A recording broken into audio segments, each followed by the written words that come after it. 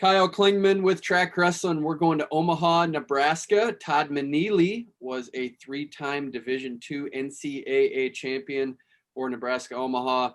He's now at Millard South, works with MWC, but I'm just going to read your placings at Fargo. 2nd, 7th, 3rd, 5, 5, 3, 3, double champion as a senior, 9-time Fargo placer. And I want to start with that. When you look at that, so successful, when you get to your senior year and you're the double champion, did you feel like it was just time and you had to get this done? Yeah, I mean, that was a big goal of mine, was to win Fargo and win both styles. And my junior year in Greco, so actually my senior year, I got OW, pinned or teched everybody, first period, didn't get scored on. My junior year, I did the exact same thing, but I happened to have a guy named Kim Jones on my side of the bracket, which that was, he was a special talent, and actually he beat Harry Lester in the finals that year. So I got 3rd in Greco. Freestyle my junior year, I was on a path to get to the finals, and actually was wrestling Chase Metcalf, Brent's brother, and was up, and then got caught in a trap arm, and he beat me by, I don't know, a couple points. But David Hoffman, I think, who wrestled at Virginia Tech, I beat 4th round. He beat Metcalf, so Hoffman actually wrestled Tion Ware in the finals our junior year, and obviously I got a chance to wrestle Tion our senior year, and got the victory there. So do you remember what you were thinking going into that, though? I mean, were you on fire with motivation going in that senior year? Yeah, in my mind, I wasn't losing. I mean, I was at that point, I was on path, disciplined, outworking everybody. I mean, when you live your life like that and putting in all the work, it's almost like at that point, when I stepped on the mat, it wasn't like expecting to win. It was like I expected to dominate, but that comes from doing all the little things right, and just the work you put in, not just in the room, but obviously outside the room too. So, but that mentality was shaped, from youth club coaches, Barnhill, Keith Massey, but my high school coaches, Brad Hildebrand, RJ Neby, they really instilled that, that drive, that work ethic in me. So. Didn't even mention that you were a 4-time state champion in Nebraska and for the legendary Scott program. But knowing your career, I always hear the name Brad Hildebrand come up from you, just high praise from you. What was it about him that put you on a higher path? Yeah, he was special. He very committed, intense, but equal amount of love. He was the type of coach that you wanted to perform for, you wanted to do the right things. He instilled good values into his athletes. But he trained with us too. He wasn't just a point the finger. I remember him going on runs with us, and just the intensity he brought to the room. He was a special coach for sure. What went into your decision to initially start out with the University of Iowa? You wrestled 3 matches there, your redshirt freshman year, and then went elsewhere. But what was the allure of Iowa at the beginning?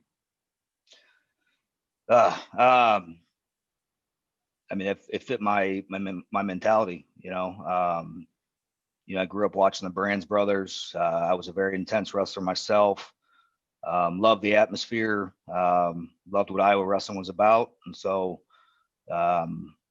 There was nothing against Iowa. Me leaving was, I think there were some things, looking back, I kind of regret redshirting. But in all fairness, we had a, senior defending Big Ten champ at my weight. But, looking back, I had never sat kind of on the bench in my life. And, we're not really having the NCAA tournament to train for. Maybe I got complacent a little bit. And then what hurt even worse was watching Tion Ware win D1s as a true freshman when I'd beat him the summer before. And so then the next year, we had Cliff Moore, who was a stud senior. He was actually bigger than me. Wanted to go 41. Coaches asked me if I cut to 33. I said, sure, no problem. But weight cutting for me has never been, some guys are better at it than others, but it's never been something that, helped me get to my best. I felt like when I was cutting a lot of weight, all the focus was on the weight cut, not development and getting better at wrestling and stronger. And it honestly just, it kind of broke me. Looking back, I regret it, but I let that kind of let me spiral into, getting off track in my life. And then, yeah, I left. And not gonna lie, it's something I have to live with, and I still talk to all my athletes about, because, yeah, I mean, living with regrets is no fun. And obviously I came back and had a good career, but I think looking back, if things would have been different, I think, could have probably won some special stuff. So, but What do you regret, Todd? Take that a step further when you talk about the regret, because you do have a really good career here. But when you say regret, do you wish you would have stayed with Iowa then? yeah, yep. If I would have stayed at Iowa and maybe a couple things would have went, maybe not redshirting, I don't know. But yeah, I mean, I think I could have won several Division I titles and made World Olympic teams, and I've beaten guys that have made World Olympic teams. And, but again, though, a lot of that's on me. And, I was young, immature at the time, and just let the world distract me. And, but at the same time, I think God had a bigger plan. And, going through some of that, that hurt and some of those, those life regrets has helped me make me a better coach, because coaching my athletes now is not just about, their technical development or getting them tougher or, conditioning. I mean, a big part of it for me is mentoring. And I'm proud to say that, our core group of studs at North South and even a bunch of other athletes that I've been around at MWC, I mean, they live their life rights. They're on path, doing the right things. And I'm very vulnerable with my leadership. I think a lot of people might hold back some stuff just because they want to get judged, but I'm very open with my athletes and all the craziness that, crazy things that I did and mistakes I made, just because I don't want them to make the same. And I honestly think that, they probably respect me more for it. And if they don't now, someday they'll look back and hopefully they will. I mean, I know I still have a great relationship with Thomas Gilman, and he's, several times, thanked me for my openness and, not only the time spent with him on the mat, but just being open with them about life, and so that's, I guess, yes, I still have regrets, because I think my career could have been much different, but like I said, sometimes God has a different plan for us. So. What mistakes did you make, and then what would Todd Meneely give the advice to the former Todd Meneely on how to navigate those mistakes? You get to college, you're away from home, there are a lot of distractions, and I think, it's easy to kind of escape reality and kind of start, partying, getting on that scene, and, instead of just being disciplined and fighting through it like I have, a lot of times in life. And, I tell my athletes, I mean, you have your entire life to have fun, do what you want to do.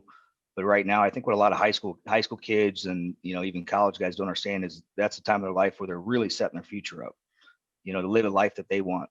And, I just wasn't focused, and then, the weight cut to that really, kind of sent me over the edge where, it was a downward spiral. And, looking back, I regret it, but, it's life and people make mistakes. And now, now I get to use those experiences, those mistakes that I had to, give back and, mentor my athletes and, my own boys too. So. What was your path to get to Division II Nebraska Omaha, which unfortunately has been dropped after the 2011 season? But your path there, I think you tried going there, went to Nebraska, it kind of phased out, and then you got back into it and were a 3-time national champion. How'd you get there, and did you enjoy that D2 experience? Yeah, I mean, so I grew up watching UNO. I had a great relationship with Coach Denny. He recruited me hard and in high school, and I knew a bunch of those wrestlers, and a bunch of my friends were there. So that was a hard decision. But so yeah, when I left Iowa, went back to UNO. And at that point, I mean, I honestly was just, there was a lot of shame and regret. And so I wasn't, I wasn't on path in life, and the wrestling was there. I mean, I was doing very well in the room, but a lot of the little things that go along with it, like, showing up on time to meetings, going to, going to class every day, and I was still having too much fun at the time, and I think Coach Denny thought that I wasn't quite ready, and so took some more time off. Actually went down to Nebraska, and it was going great. I mean, I think within 3 or 4 weeks in the room from not doing anything, I was doing well. I mean, they had a defending national runner-up at 141, and I remember, I think putting on him pretty good, and so the wrestling part was there. But so when I left Iowa, I didn't drop out of classes. I kind of just left. The school situation, I think I was having to take like 18 credit hours both semesters, and then a full summer schedule. And I don't know, still, it just I think I was there about a semester and a half, and I'll be honest, there's still some extracurriculars going on, and decided that I didn't want to do it. And another year later, Coach Denny, gave me the opportunity to come back, and I'll be honest, if he didn't, I don't know where my life would have been. I mean, I was in a bad place at the time, definitely making some poor choices. But yeah, he gave me another chance to come back, and not like it was like a snap, everything's perfect scenario, but with his leadership and the support of him, Coach Higdon, my family, the teammates, Coach Hildebrand still, got it together and had a good career, and was on my second year coaching there. And, we had just won, I think, our sixth national title in 8 years. And that same night they cut our program. So, and I was still competing on the international circuit at the time, wrestling freestyle. So when they cut UNO's wrestling program, I had nowhere to train. So I ended up moving out to Colorado Springs. Was at the OTC for a year, and was doing really well. Started off a little bit slow, but I was really starting to hit stride. I was wrestling well. I remember Sushil Kumar from India, who ended up getting second in the Olympics that year. He was a 2010 world champ. He came to the training center with their national team for a camp right before the Dave Schultz, and me and him split goes. And I felt like I was like really getting there. I was close, and then went out to the Dave Schultz the next week. Had just qualified for the Olympic team trials, and really didn't even need to wrestle my last match. And I still remember Craig Sesker, a good buddy of mine, used to work for USA Wrestling. He asked me, "You going to wrestle this last match?" He's like, "You don't need to." I'm like, "Yeah, sure. I'm going to finish the tournament." And I went out there and broke my leg. So got a plate and like 6-7 screws in my ankle. Was supposed to be out 9 months. Olympic trials were in 2.5. They said I wasn't wrestling. I'm pretty stubborn, so I still tried to, and realized after one match it wasn't going to work. I couldn't really move out there. So that was it, and moved back to Omaha, got into recruiting and coaching youth and high school kids. So, well, thinking about you starting at 133 at Iowa, and then you got all the way up to 157 by your senior year. You went 149, 149, then 157. Yeah. Was that tough to wrestle 157? Those are some big guys. Yeah, that was terrible. That was really we had Zach Dominguez, younger brother Isai, came in. And he was a stud. He was a freshman. We were both 49 pounders, and honestly, 49 had kind of cleared out a little bit. And so we thought it was best for the team that, one of us had to go 57. And so I moved up to 57.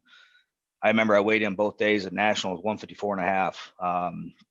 So I was not a 57 pounder, but ended up winning the tournament. And I think Isai got third. So it worked out great for the team, and we won the team championship as well. So. Standard question I always ask anyone that went through the UNO program, dropping the program after 2011, as we mentioned, the feelings you have toward that and just the disappointment that they dropped that program. Yeah, I mean, it was sickening, just because the culture of the program. I mean, we were by far the most successful program in that school. Coach Denny, Coach Higdon, our team did a lot for the university. We did a lot. We were engaged in the school. We did all of our own fundraising, so it's not like we were costing the school any money. I personally think that situation was it was personal. Trev Alberts came in and kind of took some low blows at Coach Denny, asked if UNO was a club sport. Several other little things that led up to it. And Coach Denny had been there for a while, and he was a man of faith, and he stuck his ground. And so I think they kind of butted heads a little bit. And so I think that was probably personal, which looking back, I think, reflects some poor character on Trev Alberts. Football, I understand that cost UNO a lot of money. I'm guessing the Nebraska Board of Regents didn't want a Division I football program right down the road from Lincoln. But yeah, wrestling, I think it was a sad deal. It affected a lot of people, a lot of people's families, a lot of athletes. Coach Denny tried to take the whole team with him to Maryville, including the coaches, but it didn't work out for everybody. I mean, I know Eastside Dominguez, for example. I mean, that pretty much ended his collegiate career. And I loved coaching college, but I couldn't go at the time either too. So it was a sad deal for sure. I'm hoping at some point we can get wrestling back in Omaha. It deserves to be, whether that's at UNO, Creighton. We got a big wrestling population here, a lot of talent. And so we'll see. Hopefully it gets back in Omaha. How are you liking being a high school coach at Millard South? Love it. I love it. It's been ideal because I got, a core group of our studs have been with me since they're little kids. So that's made it special, being able to not only develop them from an early age, mentor them, but also, build that relationship. A lot of times high school coaches get these kids, and good or not, they still have to build that bond with them, learn their strengths and weaknesses. I've had a handful of those guys since the time they were little. And, now I coach with Dominguez. And so, all of our elite kids, I would say that, want to wrestle in college and beyond, they're with us year round. So it's fun. And we got a great coaching staff up at Millard South. My dad's been up there for years. Our head coach is awesome guy. Teacher at the school. He's like our CEO. Does all the stuff that I don't want to do or I'm not good at. But very humble individual. Kind of lets me come in and, run the practices, and been very open to changing the schedule around. You got some higher level kids now that, so we've got into some, higher quality tournaments. In fact, this year we were supposed to go to Cheesehead and Kansas City Stampede, but that obviously got shut down. But I think the plan is next year to go back there. So, but yeah, great group of coaches all around. Joe Ellenberger, two-time All-American at Kearney. He was actually state champion North South back in the day. His brother fought UFC for a while, top 10 at one point in the world. But yeah, just it's awesome. Great. Our AD is extremely supportive. The school is extremely supportive. It's been a good time for sure. Zach Dominguez doing a good job at MWC. What's your role with that program, that club?